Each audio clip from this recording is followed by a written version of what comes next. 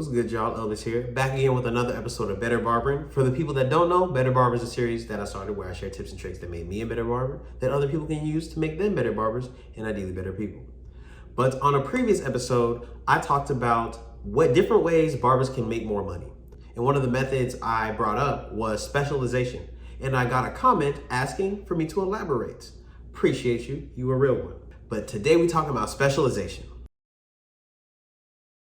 Specialization is defined as the process of concentrating on and becoming an expert in a particular subject or skill. Specialization is unique value. It's value that people cannot get just anywhere. It's hard to come by because someone that is a specialist has knowledge and experience from a bunch of different places concentrated in one place. Very few can do what they do to the level that it needs to be done. That's why we pay specialists so much. In life, you're always going to be given the option to pay for something to be done and to pay for something to be done right. And to do something right usually costs more.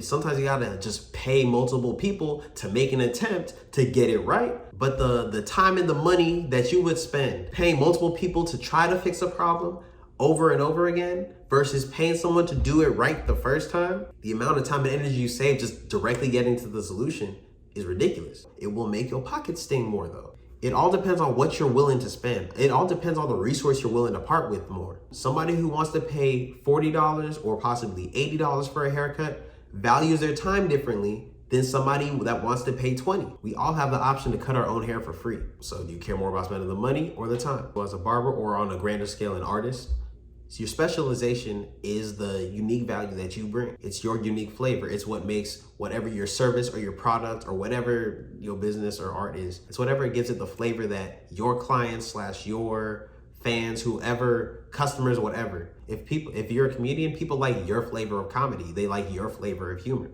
And your specialization can be something of an amalgam of all your positive attributes and your skills. Some of my clients don't care about my ability to cut their hair. Just keep it 100.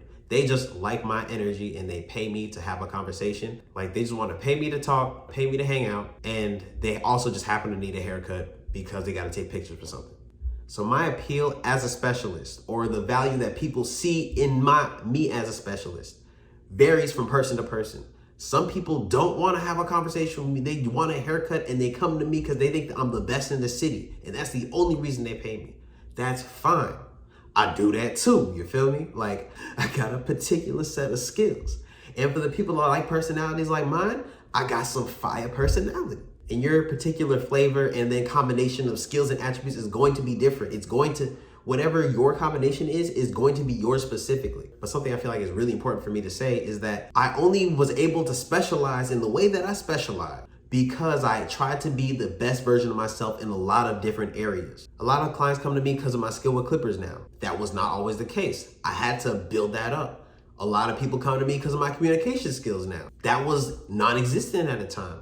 And if I didn't work on that, like my communication skills or my skills as a barber, or let's say marketing and all these other different aspects of being well-rounded in my business or industry, if I didn't take all those steps to grow my stats, I couldn't be able to specialize the way that I specialize now. We're always told to, be authentic, be us, be you, all that. I do agree, but understand that you, the version of you that you are, is not the best version of you. This is not what you should aspire to. If you aspire to this, you're done. You stop living, you start dying. The current version of you is not equipped to live the life of the best version of you. You're never gonna see that. This version of you will never see that shit. The best version of you will though. Back before I had as much progress along my journey as I do now, my skills weren't more to a certain level, so I wasn't specialized to a certain level, so I couldn't provide as much value for people to compensate me. But me becoming the best version of me opened up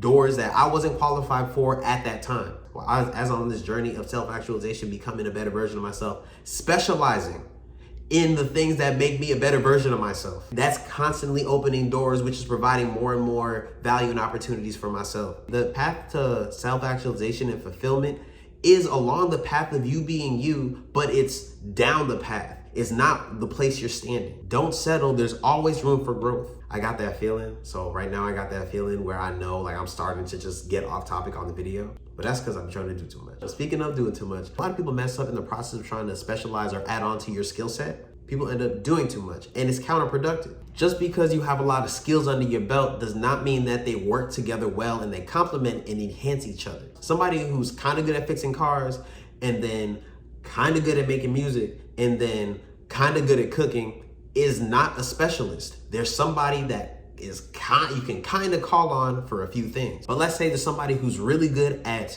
installing tile or some shit. Like they are the guy to go to about installing tile. But they also happen to be good at marketing, good at communication skills. Now you have somebody who's approaching specialization because the different skills that this person has multiplies and works together to provide even more value. Let's say the money you make in success or whatever, the analogy is that's like digging a hole.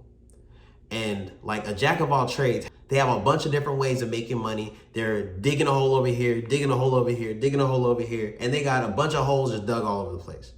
But somebody who's a specialist focuses on their ability to dig one hole super deep. So a jack of all trades has a lot of different things taking up a little bit of bandwidth each. But somebody who's a specialist has one or a few things that has the vast majority of their effort and energy going into. But they're spending most of their energy on the things that they do, and they're doing it to a significantly better degree than anybody else.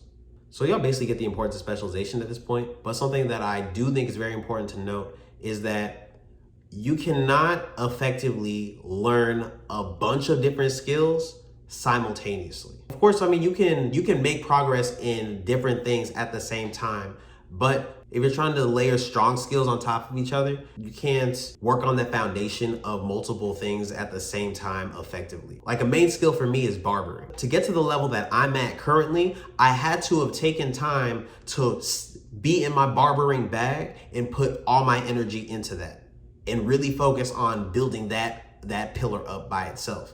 Because if I halfway through that, I got distracted and I wanted to do, if let's say I did this content stuff a lot sooner, I might not have made as much progress in the barbering aspect as I did. And similarly with this content, I made a challenge to post a video every other day all December. And I did get behind a little bit, but I did catch up. But either way, I did it and increased my ability to do content well. But these are not things that I could have did simultaneously at the same time with the same level of intensity and got the same result. I had to have a season where I built one thing up, let it get to a point where it was strong enough to support itself. And then I was able to reallocate some bandwidth and some mental energy to the next thing. And I think it's very important to make that connection, to make a connection to streams of income. Like a lot of people hear, oh, millionaires got 7 streams of income. And they're like, well, okay, I need to stack up as many streams of income as I can now. But it's like, you don't got no streams of income. You got little creeks. You feel me? Like, actually, I don't know the difference between a stream and a creek, but they're different bodies of water. I'm assuming a creek is less impressive. I don't know. It's more of a drip. They got, instead of trying to have in streams of income, they have a few drips of income. When what they could have did was really build up one stream to be strong enough to start to flow into other streams. And that's just an example of working harder and not smarter. It's a good idea, but the execution is sloppy. Usually I know it's time to end a video when I feel talked out. And sometimes I'll be writing down like a few notes on what I'll be talking about sometimes, but more often than not, I just get up there and just start talking. And I'm just like, man, I hope somebody got something out of that. But that's my video. Thanks again for watching. If you got any value, please go ahead and like and subscribe. If you haven't already, go ahead and follow me on Instagram @CutsByElvis. But till next time, craft over clout. I'm out.